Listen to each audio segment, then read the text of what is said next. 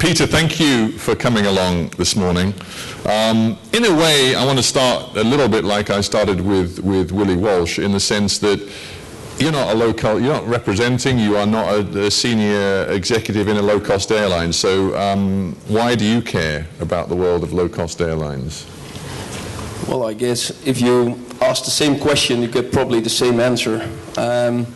4 out of 10 people in Europe today board in low-cost aircraft, and as such, low-cost airlines and low-cost business is a very integral part of the European airline business at this point in time. So it's very relevant for us to be connected to that and to be aware of that.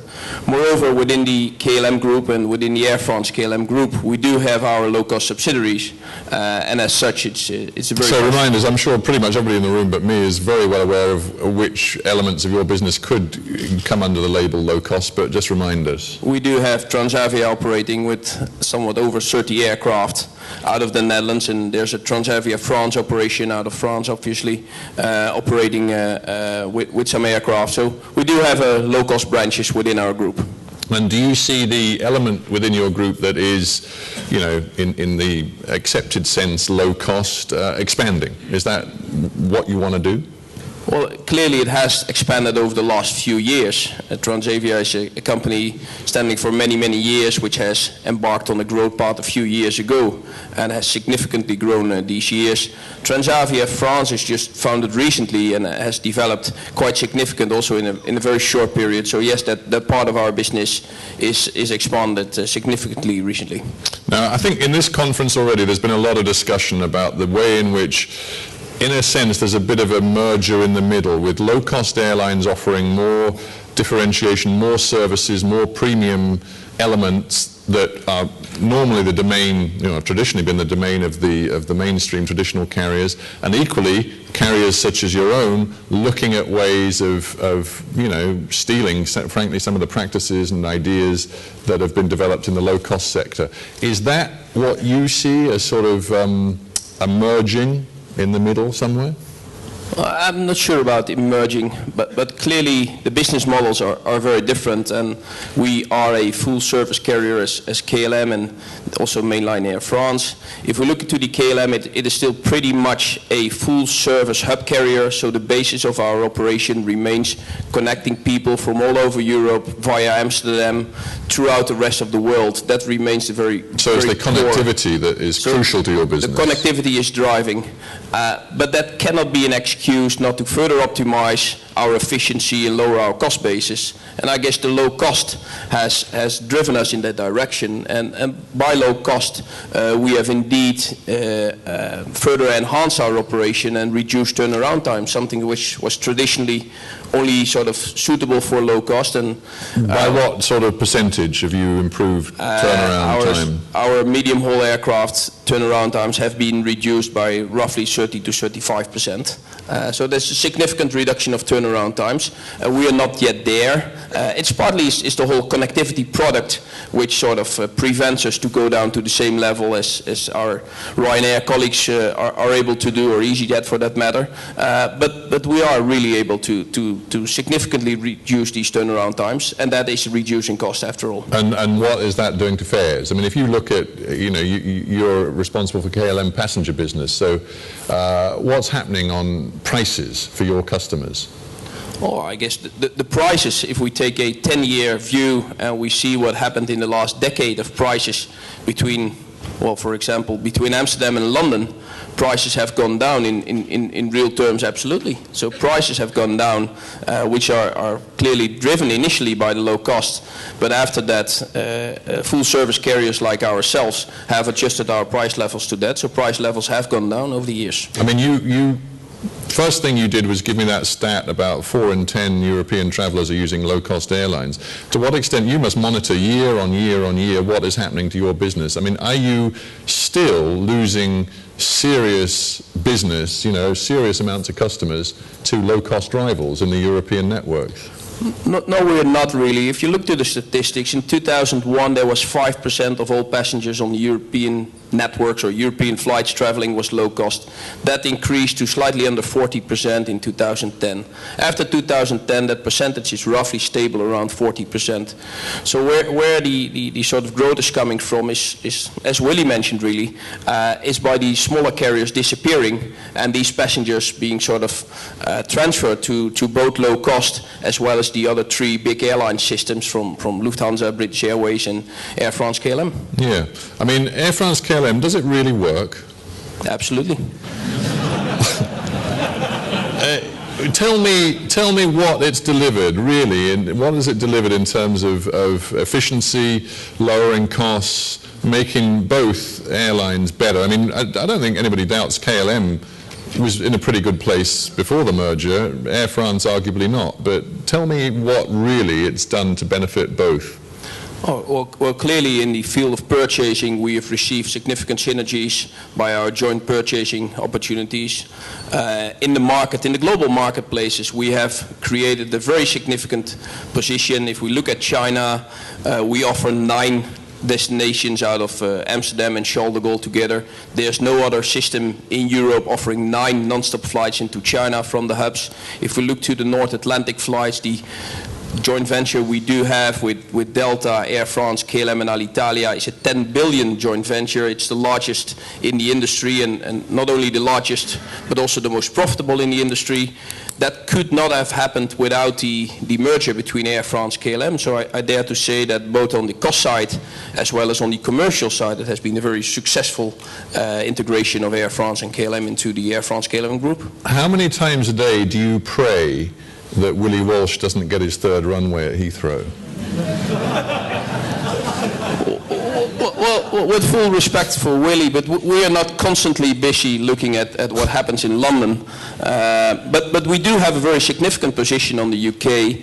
We fly out of Amsterdam to 14 destinations in the UK. We have 50,000 seats of many smaller cities in the UK where people are connecting over Amsterdam to go to the rest of the world. And London is a very relevant part of that, but London Heathrow is clearly very much congested. So we tend to look more broader to the UK than just a 3rd runway in London Heathrow. No, but in all seriousness, it's an issue for your business plan going forward. I mean, it would change the dynamics of European competition if Heathrow was significantly expanded in terms of capacity, wouldn't it? And therefore, you know, there's a lot of interest in your business in hoping that doesn't happen. Well, I guess if we look to the 4 largest airports in Europe, Frankfurt, Charles de Gaulle, Heathrow and Amsterdam, we all have our challenges in terms of runway capacity and expansion and environmental restrictions. I guess that is where Europe is facing its problem. If we look to our competitors in the Middle East, where there's a very different style when it comes to environmental regulation and restrictions on building and all kind of European legislation and rules. So the level playing field really between the 4 major airports in Europe is pretty similar amongst the 4 of us, but very different if we compare it to other places in the world. A couple of quick fire questions that I put in one way or another to Willie, but I'll put them to you too because they're very relevant to your business. Are you worried about, you know, the renewed talk of significant low-cost airline commitment to long haul? Right, my answer would be pretty similar. No, we're not worried. Cost on the long haul operation will go down as well as it did on the medium haul, but on a very different scale. You have to operate to the larger airports. Aircraft utilization typically for long haul is already 15 to 16 hours per aircraft per day. You need to have your cargo business, so there's all kind of characteristics for long haul business which make it very difficult to have the same I would say game changers as we have witnessed on the European field. And are you, again, I asked you about what has happened in terms of pricing for customers in Europe, but in your long haul business, looking over the last 10 years, what has happened to pricing? Well, pricing on long haul has also changed. It has in general, price of the airline industry, because of the I would say, false capacity demand balance, have gone down.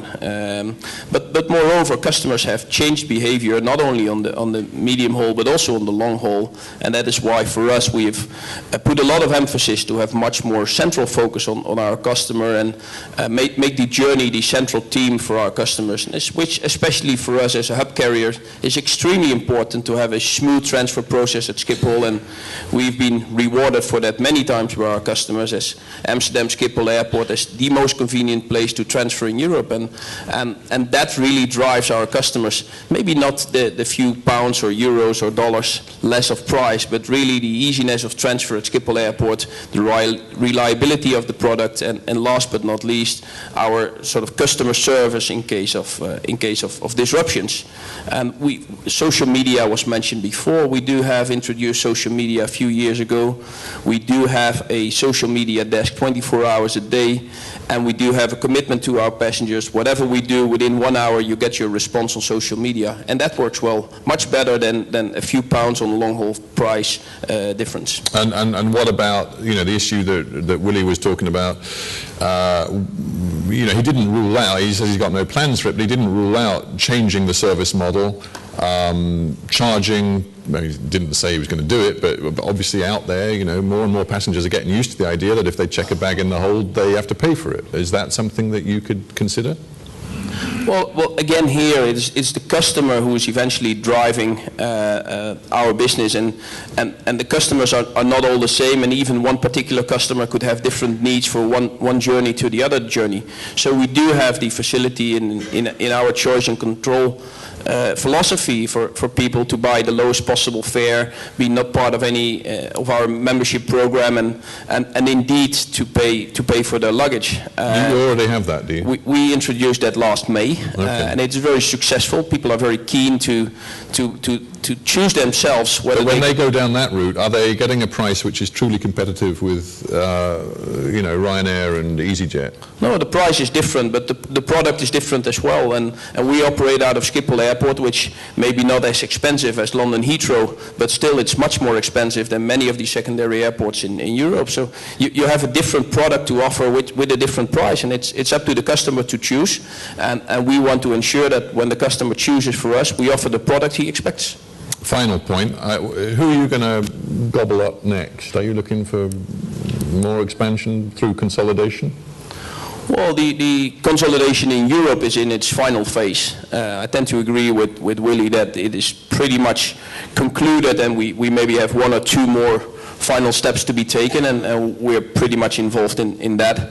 And then it would be much more cooperation and taking stakes outside Europe rather than consolidation. It's really a different game than the consolidation taking place in Europe. Right. Outside Europe, taking stakes, where are you looking right now?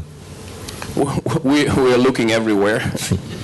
Well, that doesn't narrow it down very much. Give me something. That wasn't my intention either. No, but on a more serious note, I guess there are still many places in the world whereby foreign ownership in airlines is pretty much restricted, and there's not so much opportunities to take shares and take effective control at the very same time, and I guess that is the sort of balancing act we need to work out going forward. Right. Okay.